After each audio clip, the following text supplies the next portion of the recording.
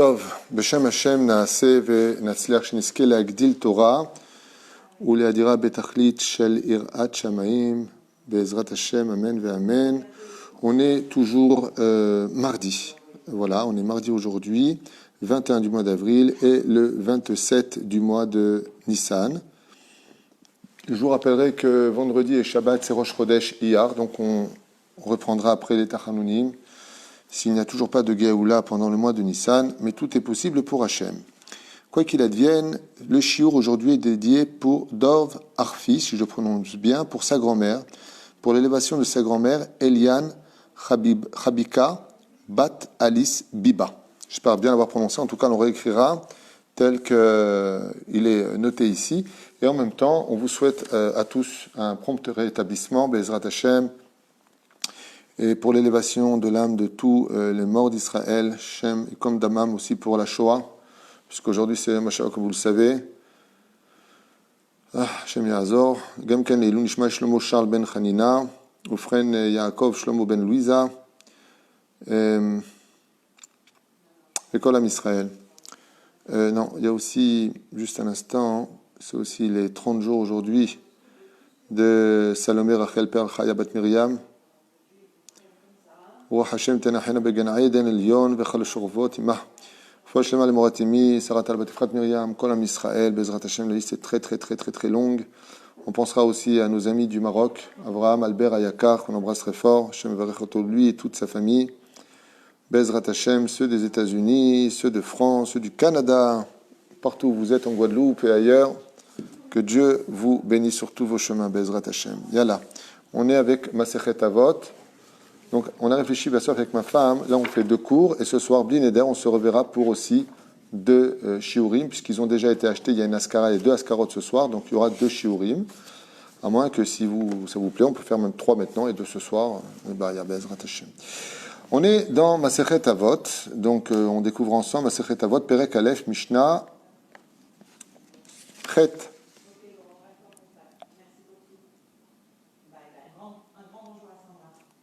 Ok, on va étudier ce que nous enseigne cette Mishnah au nom de Rabbi Yehuda ben Tabai et Shimon ben Shattah. Kiblu mehem. Alors, on avance directement dans le texte. Et voilà ce qu'on va apprendre. Yehoshua ben Perachia, Yehuda ben Tabai et Shimon ben Shattah ont appris de Rabbi Yehoshua ben Perachia ve Nitai Harbeli. Yehuda ben Tabai Omer, il dit comme ça, Yehuda ben Tabai, Al ta'at atzmach ke'orche adayanin, זאת אומרת, הם למדים את בעל הדין כיצד לטעון. Ne vient pas apprendre aux juges comment juger les choses, comment argumenter. שאסור לדיין לגלות דינו, car un dayan n'a pas le droit de faire savoir son jugement, לאחד מבעלי הדין. Il n'a pas le droit, le dayan, de dire à l'un des 2 accusés, donc plaignants, quel est son din avant l'heure. Comme par exemple, qu'est-ce que va dire le dayan? Il va dire à l'un ou à l'autre, regarde, si tu me dis ça, tu peux gagner le procès. Si tu connais ça, tu peux faire comme ça. Il n'a pas le droit de les aider à gagner leur procès ou à réagir. Le dayan doit rester à sa place et totalement impartial. Ni les regarder, ni les être impressionnés par les larmes, ni être adouci par les larmes, ou alors impressionné par des menaces. Même s'il sait déjà à l'avance avec qui sera le tzedek, la loi, les filles chalier des car, yahjdou vidibrou alav ra. Et pourquoi il ne le peut pas? Le Rambam nous dit, parce que s'il venait dire directement à l'un des 2 comment réagir pendant le din, il lui donnerait des conseils, le dayan, donc à un des plaignants ou à l'accusé, eh bien on pourrait dire que il va provoquer du lachon hara sur lui, comme quoi qu'il a été acheté, que c'est un vendu et autres. Alors que les dayanim, vous savez que les juges de la rabbanout ont un rôle à jouer très important. Et le premier rôle, c'est qu'on sait qu'un juge doit avoir une très bonne réputation. V'yesh gorsim, keroche, kariche adayanin, hainu, kegadol sheba dayanim. Misé, ariche adayanin, on parle du grand, il y en a qui disent le juge suprême. Sheodea et adin, albroa, étant donné que lui, il est plus expérimenté que les autres, il est évident que lui, c'est parfaitement le din, il n'a pas besoin d'attendre. Et notre tzarich layen bo. Et comme il dit ici, il y en a qui disent, ne cherche pas à toi-même devenir un grand dayan ou un dayan particulièrement, c'est bizarre qu'ils disent une chose pareille, lechof ba'alei dinam, shavu ledin lefanecha, pour ne pas qu'ils viennent spécialement chez toi. Ça veut dire que la personne, je comprends ce qu'il veut dire, la personne, elle veut être un grand dayan, mais le but, c'est que les gens viennent chez lui. Il a une autorité, il a une prestance comme ça qui veut indiquer que quelque part, venez chez moi, moi je vais vous résoudre des problèmes. Oh, שמדובר כאן בתלמיד שיושב לפני רבו, ou à l'image aussi, il donne un autre exemple d'un élève qui s'assoit chez son maître, שלא יעשה עצמו כגדולי הדיינים. Et c'est pas parce que ton maître est un grand que toi tu vas te faire aussi passer pour un dayan. Il faut savoir que d'être dayan, c'est un métier à très haut risque. Les dayanim apportent 3 choses sur terre. Ils apportent le émet, ils apportent le shalom, et ils apportent le din. Ça veut dire la justice. Mais s'ils ne font pas leur travail comme il faut, s'ils se laissent impressionner, ou alors qu'ils se laissent acheter, ou alors qu'ils se laissent influencer, ils apportent la famine, la destruction et l'épée dans le pays, la guerre. C'est-à-dire que tout comme d'un côté, la bracha dans une ville vient par le beddin, on peut, chasve shalom, disent les chachamim, au sens contraire, on le lira plus tard dans Masechet Avot, apporter toutes les catastrophes dans une ville. D'où l'importance d'être un dayan, il faut avoir plusieurs qualités. Il faut être fort physiquement, pour être capable de se défendre. Il est préférable pour lui qu'il soit riche. Il est très important qu'il soit très intelligent, et surtout extrêmement yireh shamayim. Son autorité doit être vraiment le représentant d'Hachem. Pourquoi? On va le voir par la suite.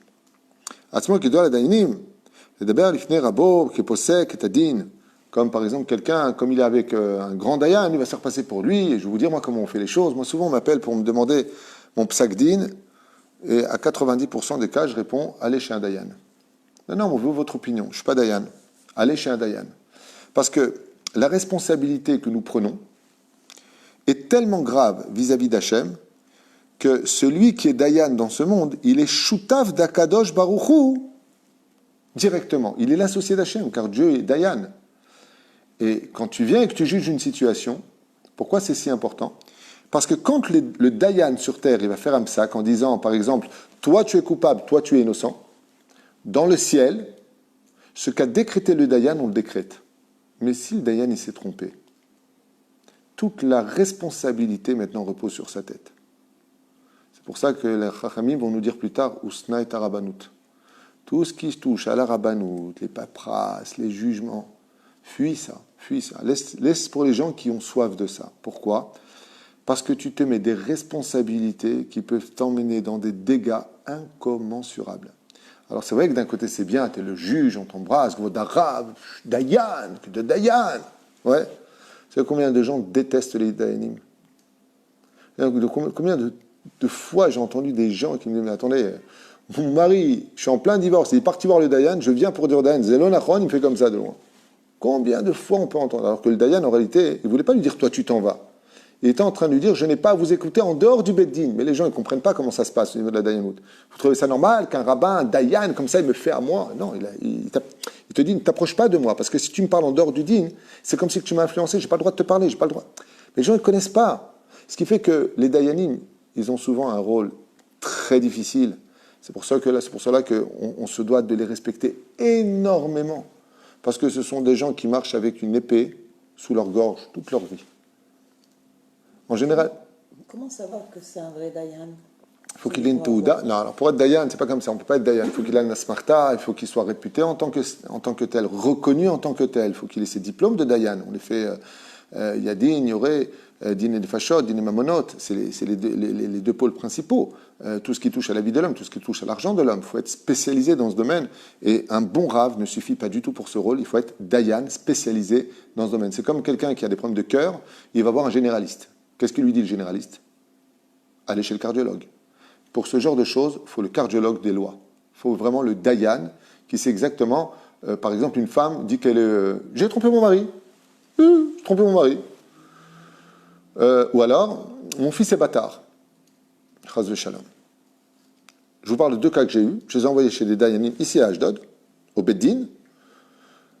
eh bien, il y a de ça que selon Bedin, elle n'a pas trompé son mari et que son fils, pas elle, l'autre cas, n'était pas mamzer. Alors que, je vous dis franchement, pour moi, c'est un mamzer. Tout ce qui a été donné sur la table de Tobet Midrash, c'est clair que c'est un mamzer. J'ai appelé un autre rave, spécialisé dans le domaine, il m'a dit, Tishma, selon ce que tu m'envoies comme document, il est mamzer. Écoutez bien la suite. Je lui ai dit, vous avez juste une chance. Pour moi, il est mamzer, votre enfant. Et donc, ça engage d'énormes dégâts pour l'éternité, parce qu'un mamzer n'a pas de tikkun. Lui, jusqu'à la fin des temps, il n'y a pas 3 générations ou 10 générations. Il n'y a pas. Pour un mamzer, en malasot. Je lui ai dit, vous avez... Mamzer, ça veut dire un bâtard. Ça veut dire que la femme mariée a une union avec un autre juif, pas avec un goy, avec un autre juif, qu'elle est tombée enceinte alors qu'elle n'avait pas eu son guet, même s'ils étaient séparés. Et donc, l'enfant qui est né est mamzer. Vous n'allez pas me croire. Baruch Hashem, ishtabach vitalesh molad. Je lui dis à cette femme, je lui dis, vous savez, il y a une bonne nouvelle dans la mauvaise nouvelle. C'est que pour moi ici, tout prouve que, Béhémet, clairement, votre enfant est mamzer. Mais je ne suis pas Dayan, vous avez de la chance. Donc voici le Beddin, il est juste en face, monte à apporter tous ses papiers devant le Dayan. Le Dayan a décrété que ce n'était pas suffisant comme preuve. Malgré tout, il y a des séphim que je ne connaissais apparemment pas, et que les enfants ne sont pas mamzerim. Alors on est venu me voir en me disant, mais alors qu'est-ce que vous dites? Le Dayan vous contredit. Je lui ai dit, madame, un généraliste, il ne peut pas contredire un cardiologue quand il s'agit du problème de cœur. C'est son métier, c'est pas le mien. Moi, je connais ce que je connais, mais lui, c'est un spécialiste. Et effectivement, il y a des séiphim qui, si tu n'as pas la réponse, tu ne peux pas condamner une personne à dire que cette femme l'a trompé. Il faut 2 témoins. On ne peut pas dire soi-même, j'ai trompé. Ouais, je reconnais, j'ai trompé. Ça n'aide pas. Il faut qu'il y ait 2 témoins. Il faut que le mari l'ait cru au moment où il lui a dit, est-ce que vous l'avez cru? Oui, je l'ai cru. Est-ce que vous avez des preuves? Sinon, la femme qui veut se débarrasser de son mari, je veux divorcer, tu n'auras jamais ton guet. Ok, bonjour, j'ai trompé. Donc les dayanim, ils ont un rôle très, très, très dur. Très dur. Il faut avoir de la rachmanout. Quand vous voyez un dayan, il faut avoir de la rachmanout sur lui. Vous savez pourquoi? Parce que chaque fois qu'il ouvre sa bouche pour faire un psak, dans le monde d'en haut, Dieu lui-même observe son psak. C'est pour ça que tous les plus grands dayanim, qu'est-ce qui se passe? En général, les plus grands, les plus extraordinaires dayanim qu'on a eu dans notre vie, quand tu viens pour être jugé, il te dit, bon, on se revoit dans une semaine. Et qu'est-ce qu'il va faire pendant la semaine? Donne le psak, regarde ta halakha, et dis-nous qui a tort ou raison. Il dit, ma pitom. Il faut que je réfléchisse, à tête reposée, que je revoie le dossier, que je réétudie clairement chaque mot qui a été utilisé, à quelle heure ça s'est passé, et comment tu peux dire que c'était à telle heure alors qu'il a signé, il y a marqué ici 10 heures du matin. Donc il y a un problème de édoute dans la phase. Si vous saviez. Mon Rav, le Rav Garbian, Shlita Shebadel Haïm Arukim, il est très fort en Torah. C'est impressionnant combien le Rav Aryeh est fort en Torah grâce à Dieu. Il étudie tout le temps. Et quand je pose la question, pourquoi vous n'êtes pas Dayan? Il m'a dit, Chaz v'shalom. Alors je lui ai dit, pourquoi? Et il m'a dit, tu sais ce que c'est Dayan? Tu entends les tromperies, tu entends comment ils se sont insultés pour les divorces. Quand tu sors de là-bas, tu n'as même plus envie d'étudier tellement tu es dégoûté. Comment les gens ils peuvent se faire du mal les uns les autres. C'est très dur. Et les Dayanim, ils sont là pour nous. Tu payes un dossier d'ouverture, mais eux, ils prennent la responsabilité de dire qui a tort ou raison. Quand le mec, il vient et qu'il dit non, c'est toi qui lui dois de l'argent, vous vous rendez compte? Si Chaz Shalom, le din, il n'est pas fait exactement comme il le faut, toi, tu as fait ton tikkun. Le psak din d'en haut, il va faire comme lui, il a dit. Mais celui qui va revenir en Gilgoul pour tout payer, pour tout faire, s'il y a eu la moindre erreur, c'est le juge. Lui, il va payer très, très cher. Mais la reine, quand vous voyez des dayanim en Israël, il faut avoir non seulement beaucoup de respect pour eux, mais beaucoup d'amour et beaucoup de compassion pour leur travail. Parce que ce qu'ils font est extrêmement dur. Et souvent, ils ont un mauvais rôle parce qu'ils n'ont pas le droit de sourire. Vous savez qu'un dayan, quand par exemple vous venez, vous avez des problèmes, par exemple de divorce, chas v'shalom, vous avez un problème avec quelqu'un dans les affaires, ok? Vous voyez le dayan, bon, ça, on va se faire juger, est-ce que je dois payer, je paierai, d'accord? Mais vous savez que le juge, le dayan, il n'a pas le droit de vous sourire, il n'a même pas le droit de dire bonjour, vous savez ça? Il doit être impartial, glaçon. Vous vous rendez compte? Ça va être ça le dayan, j'aime pas. Pourquoi? Je ne sais pas, il est mchenef, il n'est pas mchenef. Il n'a pas le droit de te regarder, il n'a pas le droit d'acheter ton bonjour, il n'a pas le droit de regarder ton sourire, il n'a pas le droit de se laisser influencer par tes larmes, il n'a pas le droit. Il doit être dambared. Je ne suis là ni pour toi, ni pour toi. Je représente la loi de la Torah, de la halakha. Je veux rien entendre. Aucune influence. Aucune influence, aucun sourire, aucune empathie pour personne. Après le jugement, shalom, comment ça va? que Dieu vous accompagne, que Dieu vous donne, que... Mais avant ça, un dayan, c'est très pathétique à fréquenter, parce qu'il n'a pas le droit d'être sympathique. Il est là pour... On ne plaisante pas devant un beddin. Je me rappelle qu'une fois, j'ai été témoin devant un beddin, et puis bon, le mec qui est rentré, bon, il est sympathique, c'était un Tunisien comme ça, avec le petit sourire sur le côté, et le dayan l'a regardé, il lui a dit, il y a des clowns ici pour que vous rigoliez? Il a dit, excusez-moi, ça va, j'ai rien fait mal. Il lui a dit, taisez-vous, monsieur, sinon vous sortez. Il dit, oh là là, mais c'est quoi, ils se prennent pour qui? Je lui ai dit, là, tu es devant le beddin d'en haut. Ce qu'il va dire le dayan, je lui ai dit, tu te ferais mieux de te taire. C'est le psaque qui va sortir dans le ciel. Si tu étais devant des anges terribles, comment tu te comporterais? Il me dit, bah, c'est sûr que je rigolerais pas. Je lui dis, ben là, c'est pareil. C'est des représentants. La reine, faites très attention quand vous allez prendre des dayanim, ou vous allez voir des dayanim, de comprendre qu'ils ne sont pas là pour vous plaire et ils ne sont pas là pour plaisanter avec vous. Ils sont là pour être impartials et juger comme la Torah le demande, et non pas pour vos beaux yeux, ni pour compatir à vos douleurs. Très souvent, il arrive que les femmes jugent très mal les dayanim parce qu'elles sont regesh, elles sont très sensibles. Ils disent, quoi, c'est ça le dayan? Et je pleure devant lui, il n'a même pas de pitié, il n'a pas le droit. Et s'il pleure avec toi, c'est un rachat, c'est pas un dayan. Après le jugement, il a le droit de pleurer avec toi, il peut t'aider, il peut te donner même son mouchoir si tu veux. Mais avant ça... On parle de vrai dayanim, on ne parle pas de clown. Justement, il dit ici, il dit, ne va pas chez un élève, l'élève d'un grand dayan et qui se fait passer pour un dayan. C'est-à-dire, non, attention. בשעת בירור, טענות תתייחס לשניהם כאחד בחוסר המון. Et là, écoutez bien ce qu'il dit. Quand un dayan il se retrouve à juger une situation, comment est-ce qu'il doit voir les deux plaignants? Il doit les voir les deux comme deux coupables. Deux réchaïm. Il n'a pas le droit de les voir comme des tzadikim. Ça veut dire quoi? Pourquoi il a besoin de les juger comme des réchaïm? Pour n'avoir aucune confiance en ce qu'ils disent, pour ne pas se laisser influencer. Pour moi, vous êtes les deux coupables. Maintenant, dans son travail, dans l'écoute et les témoignages qu'il va avoir, il va mettre la justice en application en disant « Oh, toi, tu m'as prouvé que tu n'étais pas le rachat. »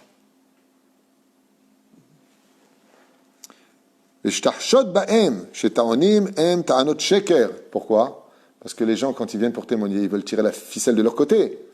Donc, pour être certain que leur argument, ce n'est pas du mensonge, qu'ils ne jouent pas un rôle, qu'ils ne font pas du théâtre, surtout avec les pervers narcissiques, les acteurs de la vie. Ouais. Qu'est-ce qu'ils savent enrouler? Qu'est-ce qu'ils savent mentir? Qu'est-ce qu'ils savent pleurer? Qu'est-ce qu'ils savent jurer?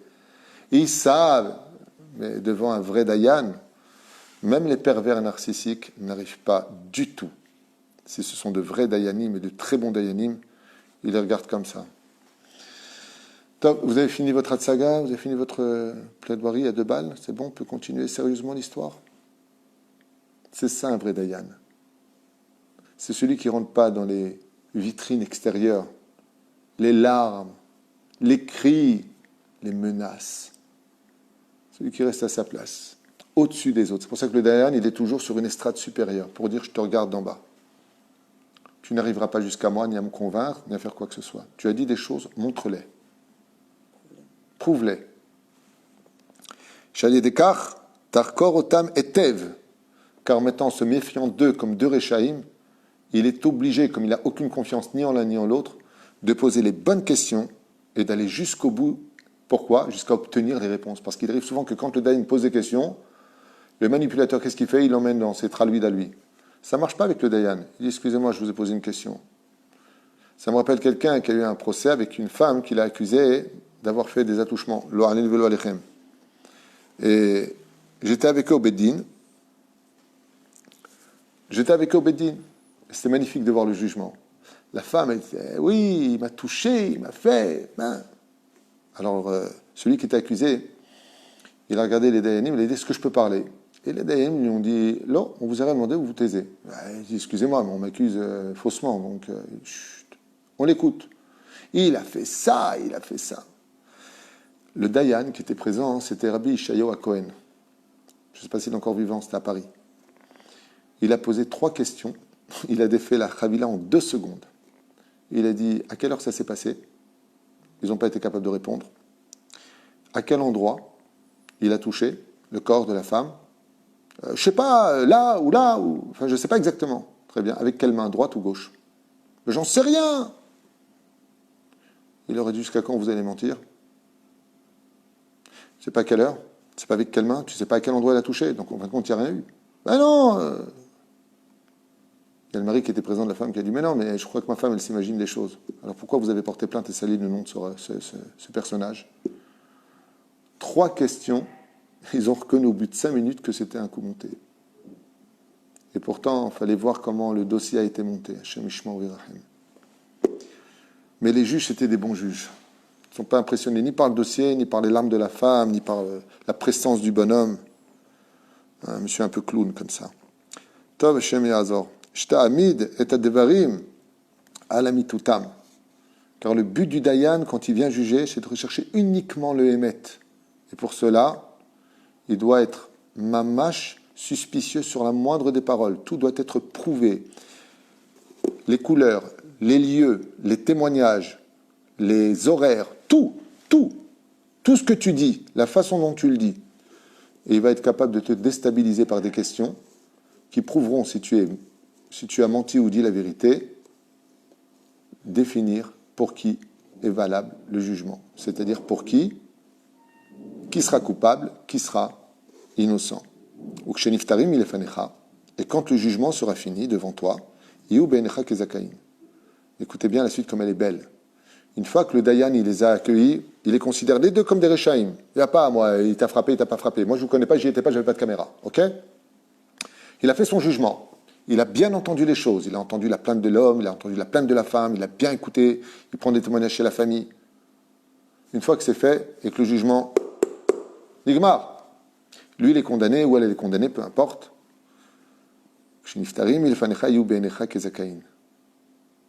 Le juge, dès qu'il a fini, il doit les voir tous les deux avec pitié et rahmanout. Le pauvre. Bon, lui, il était malade, ou elle était surmenée. Il doit tout de suite les juger. Mais c'est en dehors du jugement. Tout de suite, il doit les voir, le Dayan. Pas, il se fait une mauvaise idée sur le nom. C'est-à-dire que le mec qui a été jugé, par exemple, par le juge, et qu'il a été condamné à une amende très forte par le Beddin, parce qu'il s'est rendu compte que Bémet, il avait exagéré, par exemple, eh bien, qu'ils disent pas où, j'ai honte de le rencontrer. Ah, il est là. Ah, c'est lui qui te marie. Ah non, je veux pas qu'il me voie. Pourquoi? Le Dayan, quand il n'est pas Dayan, c'est-à-dire quand il sort de Beth Mishpat, quand il voit un juif, même s'il était rachat, même si c'est lui qui était accusé, il doit le voir comme son fils. Il n'est pas là pour le juger. C'est un travail difficile. C'est terrible. C'est pour ça que je dis souvent que si les gens ils connaissaient la place du Dayan, on serait rempli d'admiration pour eux, parce qu'ils ont un rôle, waouh, à part leurs problèmes personnels de la vie de tous les jours, ils sont très mal jugés, ils sont très mal honorés, ils sont insultés devant quand par exemple, le Beddin, il dit à monsieur, vous paierez tant, et monsieur, c'est vous qui avez tort, mais il faut voir les menaces qu'il lui fait. Mais pour qui tu te prends? Et c'est ça la Torah, vous êtes des voleurs. Il hurle. Je vais te péter la tête, je vais te faire. C'est très dur d'être Dayan, en fin de compte. Mais, une personnalité ah ouais, très dur. spéciale. Ouais. Donc, c'est pareil dans les conversions. Quand tu es Dayan pour la conversion, quand tu es Dayan pour par exemple, pour un mariage, est-ce que le mariage est valable ou pas? On la met devant le Beddin. Est-ce que le guet a été donné que d'être mon chef? C'est très dur. Ils ont les rôles les plus dangereux, les plus pourris du monde. C'est pas comme le rabbin, il vient, il a... Ah ben, c'est plus facile. On donne des conseils à puis sagesse, on connaît un peu la halakha, donc on va... Le Dayan, il est là pour faire le psakdin. Il est là pour trancher. Et il peut faire perdre beaucoup d'argent à des gens parce qu'ils devaient perdre cet argent, ou gagner beaucoup d'argent à d'autres personnes parce qu'ils devaient récupérer leur argent. Mais c'est leur responsabilité. Et le pire, c'est pas ça. C'est que les Dayanim, ils n'ont pas un ange au-dessus d'eux, ils ont Dieu lui-même. Ils sont regardés à la loupe par Dieu lui-même dans leur façon de juger. C'est pour ça que quand tu es face à un Dayan, tu es face à un représentant de Dieu et tu as intérêt à tenir à carreau. Mamash à carreau. D'où l'importance de ne jamais aller selon les lois des Goïm, mais d'aller uniquement chez des Dayanim qui représentent la Hirat Shamaim, le Emet de la Torah et la Halacha. Tav Shikiblo Alehem et Adin. Et donc, eux-mêmes doivent voir aussi le juge, c'est dans les deux sens. Ils doivent voir le juge avec bienveillance et recevoir, par contre, écoutez bien, le psakdin qui a été fait, ne jamais se révolter contre. Moi, je vous donne un conseil. Si un jour vous avez besoin d'aller au Beddin, vous avez un conflit avec quelqu'un, il y a une très, très, très belle façon d'agir. Prenez un avocat du Beddin. Je ne travaille pas pour eux, je ne suis pas avocat au Beddin, mais prenez un avocat du Beddin, parce que c'est un peu comme dans les procès chez les Goïm. L'avocat du Beddin, le Toen, il est extraordinaire parce qu'il connaît parfaitement les lois lui aussi. C'est son métier. Et donc, il étudie le dossier. Et lui, par contre, il a le droit de prendre la parole devant le juge et de lui faire comprendre que, fais attention dans le jugement, regarde ce qui est marqué là aussi, et là, il peut intervenir. Toen Din, c'est extraordinaire de prendre un avocat. Et une fois, ça a été pris pour une conversion. Alors, je vous explique en deux mots ce qui s'est passé. Il y a quelqu'un qui cherchait à se convertir et le Beth Din de Jérusalem lui a refusé sa conversion. Qu'est-ce qu'il a fait, je vous en prie? Il a pris un avocat du Beth Din. Il a été converti le même jour où il a attaqué le Beth Din. Oui, pourquoi vous ne voulez pas me recevoir? Donc est venu l'avocat du Beth Din et il a dit, voilà, je ne comprends pas. Il étudie la Torah, pourquoi vous ne voulez pas? Il dit, non, on pense qu'il n'est pas encore assez prêt. Mais vous pensez qu'il n'est pas encore assez prêt. Ça fait déjà 3 ans qu'il attend sa conversion. Aujourd'hui, grâce à Dieu, il a évolué. Tous les papiers que vous avez demandés, il les a donnés. Lama Lakev et le juge du centre a dit, Nachon, Sodek, Juma Lakev. Au bout de Shavuot, on aura une preuve qui sera plus près. Non, convertissez-le. C'était un copain à moi qui s'était converti à l'époque. Mais il avait pris un Toen Rabbani, c'est-à-dire un avocat du Beth Din. Donc je finis juste encore cette phrase. Lacha shekiblu alem et psakadin tadun et kol achayav el kav zechut shema tohen haya bedato shenu itkaven ligzol chaz v'shalom. Donc il dit comme ça. Shekiblu alem et tadin qui reçoivent donc sur eux le psakdin. Lacha shekiblu alem et psakadin. Une fois qu'ils ont reçu maintenant la sentence du jugement, tadun et achayav el kav zechut. Même entre vous, c'est-à-dire s'il y a celui qui attaque l'autre et donc le plaignant et l'accusé, d'accord? Eh bien, une fois que le psakdin a été fait, tout comme le juge vous juge les kafsrout, vous devez juger le juge avec clémence et avec amour, mais même entre vous, entre celui qui a, comment on dit en français, celui qui accuse et celui qui est accusé, enfin, les deux plaignants, peu importe, vous avez compris ce que je veux dire, eh bien, vous-même, vous devez vous serrer la main et ne pas être fâchés l'un contre l'autre, surtout pas. En fin de compte, car personne n'a eu l'intention de voler qui que ce soit. Ken, j'écoute. Alors, il y a quelqu'un qui demande, est-ce que les enfants peuvent venir au Beth Din lors d'un divorce? Si le juge le demande, oui. Parce que, par exemple, il va y avoir des témoignages. En général, pour être témoin, un enfant ne peut pas être témoin dans l'absolu.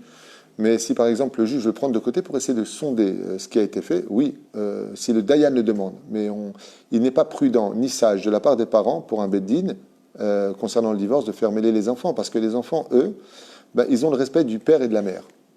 D'être un enfant, c'est ce qu'il y a de plus dur quand il y a des divorces. Parce que chacun essaie d'acheter le cœur de son fils, alors qu'un enfant, il n'a pas demandé le divorce, il n'a pas demandé à naître dans cette famille, il a besoin de son père et de sa mère, et que la séparation, c'est déjà horrible. Mais en plus, quand la mère ou le père, il demande à l'enfant de témoigner en sa faveur, c'est-à-dire de se mettre contre l'un des deux parents, c'est l'équivalent de jeter son fils en plein océan. Pour lui, c'est un guéhinam à vivre, parce que même si son père est un pourri ou sa mère est une pourrie, ça reste sa mère et ça reste son père, il ne faut pas le mêler à ça. Au contraire. C'est ça que je donne souvent ce conseil à tous les couples qui divorcent, de ne pas utiliser les enfants comme bouclier et ne surtout pas commettre l'erreur. Écoutez bien ce que je vais vous dire. Écoutez bien ce que je vais vous dire, hommes comme femmes, parents.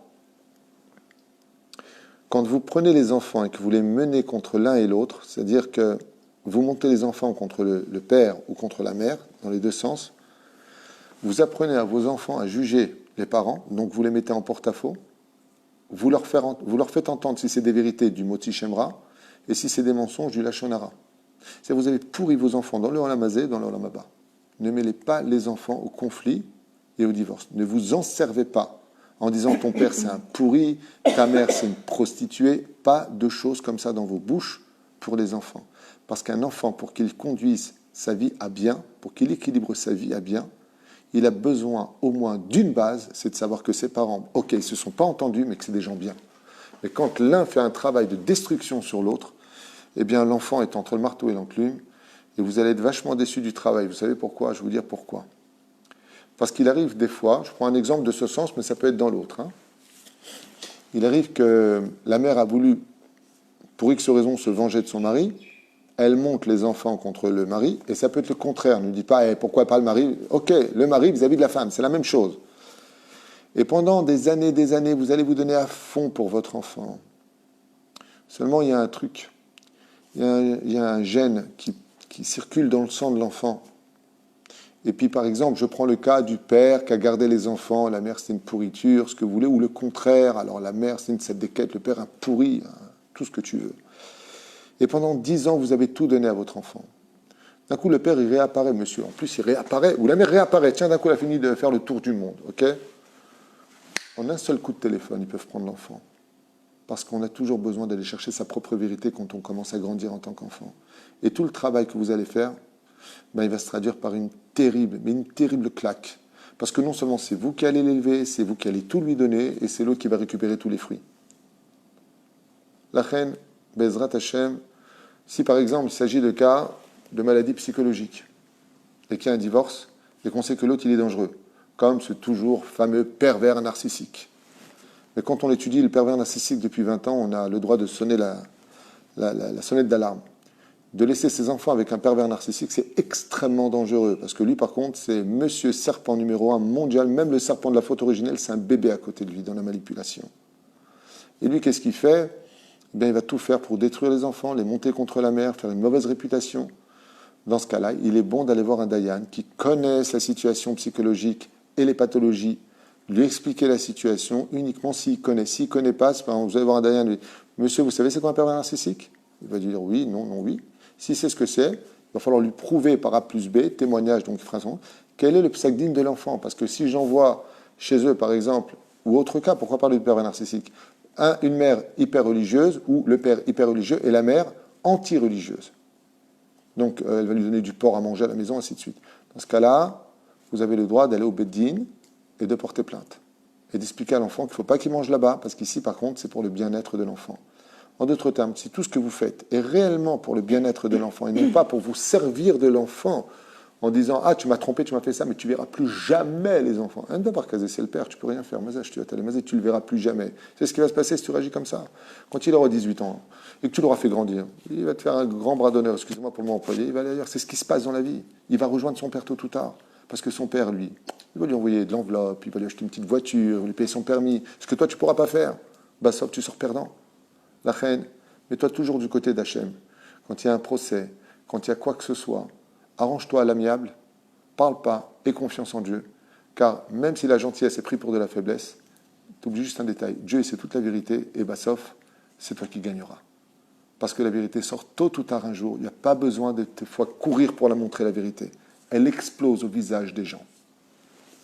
Une femme demande, il y a 10 ans, son mari a donné le pouvoir au rabbin de la divorcer. Donc, ils ont une cérémonie avec ce qu'elle devait dire sans le mari n'était pas là. Ça s'appelle shelouach. Ça veut dire qu'il y a un chaliar qui est venu apporter le guet. On peut l'utiliser. Alors, elle n'a pas reçu de guet. Elle n'a pas reçu de papier du tout. Ils lui ont rien donné. Elle a juste fait la cérémonie. Comment elle peut... Ça, c'est pas aussi aux États-Unis en général, ce genre de choses? En France, c'est pas comme ça. Ok. Il faut qu'elle aille là où... D'abord, est-ce que c'est pas un coup monté? Il s'agit de vrais rabbinim. Ça aussi, c'est encore une question. Parce qu'aux États-Unis, par exemple, tout s'achète avec l'argent. Et pourquoi je vous parle des États-Unis? Parce qu'il y a plein d'histoires comme ça où il y a des mecs qui ont pris des religieux, leur ont donné $5,000. Tiens, va voir ma femme, puis lui signer un guet. Le mec, il ne connaît rien, il a fait un guet qui n'est pas valable. Faire attention à tout ça. C'est pour ça que je vous pose des questions. Il est impératif pour une femme qui a donc signé par un chaliar son guet. On peut faire ça. C'est-à-dire que le Bédine fait signer le mari. Il y a 2 témoins.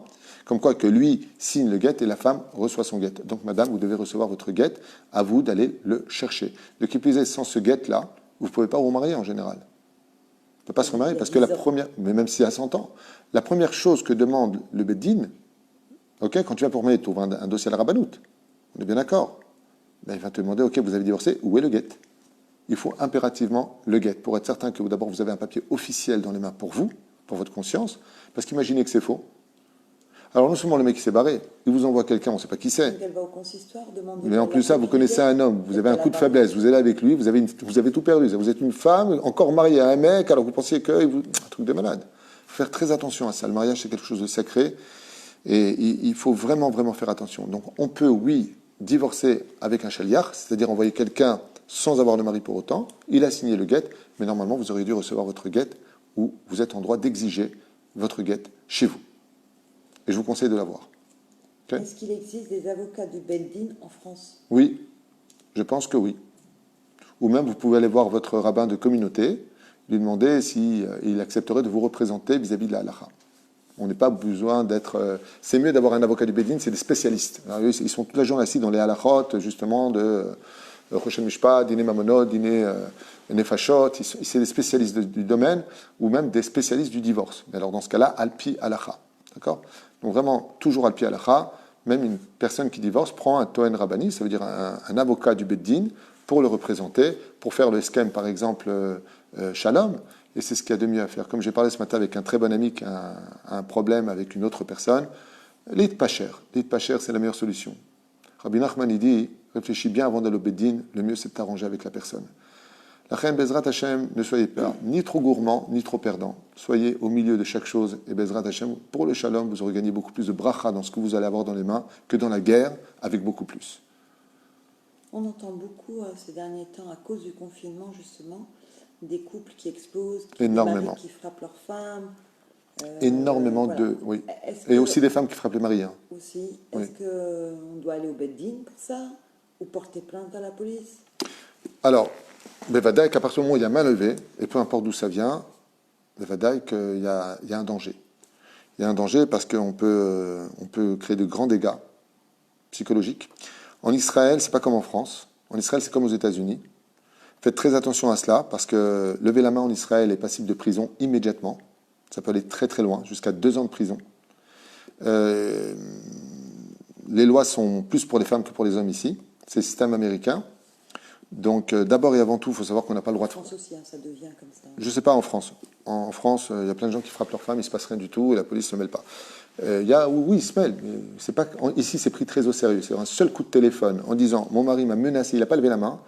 La police, en 5 minutes à la montre, elle arrive sur place, le mec il est éloigné de la maison pendant 2 semaines, voire 1 mois, même 3 mois, et il dort dans sa voiture, il dort dehors. Même si c'est pas vrai. Même si c'est pas vrai. Pire, même si la maison elle appartient au mari. C'est-à-dire que c'est lui qui a acheté la maison, il a connu sa femme après, la femme elle est dedans avec les enfants, c'est le mari qui sort. C'est très injuste, et quelque part c'est juste, parce qu'on dit qu'est-ce que la femme elle dehors, faites très attention. Deuxièmement, dans le ciel, un homme qui frappe sa femme, il est carette. Dieu, s'il y a une chose qu'il déteste au monde, ce sont les gens qui se permettent de lever la main. On n'a pas le droit de lever la main sur sa femme. Une femme qui lève la main sur son mari, c'est ce qu'il y a pour moi de plus abject au monde. C'est ce qu'il y a de plus humiliant et de plus Hashem Ishmor Virachem. Hashem Ishmor Virachem, qu'une femme en vienne à lever les mains sur son mari, c'est waouh, Hashem Ishmor. Donc voilà, le mieux c'est de se calmer. Et Bevadaï que si une femme, maintenant encore une fois, vous savez, j'ai souvent cette question qui m'est posée au téléphone. Mon mari a levé la main sur moi. Je lui dis, OK, qu'est-ce qu'il vous a fait? Eh bien, il a essayé de m'étrangler. Je lui dis, où? Je vais rigoler. Au poignet. Alors, il m'a serré le poignet très fortement. Après, il a essayé de m'étrangler. Je lui dis, alors, c'est pas, il vous a étranglé. Est-ce que c'est la première fois?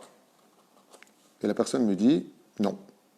Il y a déjà 15 ans, il a levé la main sur moi et il m'a poussé la tête contre le mur. Je lui ai dit, en 15 ans, il ne s'est rien passé? Il m'a dit non, ça a été plus ou moins. Je lui ai dit, OK, il n'y a pas besoin de porter plainte à la police, mais mettez-le en garde. Que la prochaine fois, s'il fait une chose pareille, vous êtes en droit d'appeler la police. Pourquoi? Parce que, surtout en Israël, il y a énormément de cas. Pour regarder vos informations sur Internet, il y a eu énormément de cas pour un pays de 8 millions d'habitants de coups et blessures violentes jusqu'à la mort. Coups de couteau et autres. Femmes jetées par la fenêtre. Et là, à cause du confinement, j'ai jamais eu autant de coups de téléphone sur les violences conjugales. Et ce qui me fait un peu sourire, c'est que j'ai des mecs qui m'appellent en me disant, voilà, Rav Tutu, qu'est-ce que je dois faire? Ma femme, elle lève la main sur moi maintenant, elle n'en peut plus, qu'est-ce que je fais? Ça me démonte d'entendre des choses pareilles, qu'une femme lève la main sur un homme, waouh, comment on peut en arriver là? C'est des choses que j'ai du mal à imaginer. Qu'un homme lève la main sur sa femme, pour moi, c'est un lâche. Il a fait, c'est inadmissible, c'est pas acceptable en tout cas. Mais Zamatzab. Donc qu'est-ce qu'on fait dans ce cas-là? S'il y a danger, si la femme se sent réellement en danger, eh bien, elle est en droit d'aller à la police. Ce n'est pas de l'al-shana, ce n'est pas du rapportage. Elle est en droit d'aller à la police et de porter plainte. Et elle est en droit aussi d'appeler le Beddin et de convoquer son mari au Beddin pour coups et blessures. Dans ce cas-là, Bevadaï Sheken. Mais faites très attention, parce que si vous faites la démarche sur un coup de nerf, d'appeler la police, alors que vous sachiez que s'il y a une plainte de la femme sur le mari, à vie, pas pour 1 mois, pas pour 1 an, à vie, il y a un dossier judiciaire qui s'est ouvert pour le mari. C'est-à-dire que si demain tout s'arrange, et qu'il veut travailler au Matnas, ou qu'il veut travailler, je sais pas, dans un truc administratif, il a une super place, vous l'avez grillé à vie. Parce que si tu as le moindre dossier ouvert à la police, tout ce qui est administratif, toutes les meilleures places que tu puisses trouver, ben la personne ne peut plus les prendre. De l'autre côté, s'il est violent... De l'autre côté, s'il est violent, ben, vous avez le devoir de vous protéger, c'est pikuach nefesh. Celui qui se lève pour te tuer, tu as le droit de te lever avant. Mais réfléchissez bien avant, et c'est pour ça que je demande toujours la chose. Si c'est quelqu'un à qui c'est arrivé une fois, je ne justifie pas, je ne dis pas que parce qu'il n'avait jamais fait avant, il avait le droit de le faire maintenant. Ce n'est pas ce que je dis. Mais il faut réfléchir un petit peu, dans le sens où dans la vie, tout s'arrange malgré tout. Ce qui fait que si, Khalila vechas, eh bien, un mari a levé la main sur sa femme. On va prendre le cas du mari qui lève la main sur sa femme et qui l'a jamais fait de sa vie. C'est à cause du confinement, parce qu'il est... ça justifie pas, mais ça lui est sorti. Il a mis une claque. Chaz shalom. Azvadaï que l'okedaï d'appeler la police pour ce genre de choses, mais par contre, la femme a d'autres moyens de faire payer violemment son mari si elle veut se venger de lui, ce genre de choses. Vadaï que je suis certain que s'il n'a jamais fait, il viendra faire ses excuses et il ne le refera plus. Mais par contre, si c'est un récidiviste qui se permet, tu m'as pas écouté, tac, tu fais pas tac, et je fais ce que je veux, tac, eh bien qu'il aille faire tac en prison, parce que pour moi, Zegam Magialo Begadol. On n'a pas le droit de lever la main sur quiconque, et n'oubliez pas un détail, si la Torah nous punit violemment, si on fait du mal à un étranger, à plus forte raison à ceux à qui on doit tout, comme son mari, sa femme, ses enfants, nos parents. Faites très attention à cela, Dieu déteste l'ingratitude, et il s'occupera de lui personnellement. Voilà, Baruch Adonai l'olam, amen, amen. Un autre cours, ma femme dit encore un autre cours, alors on se revoit dans 5 minutes. Kol Touv.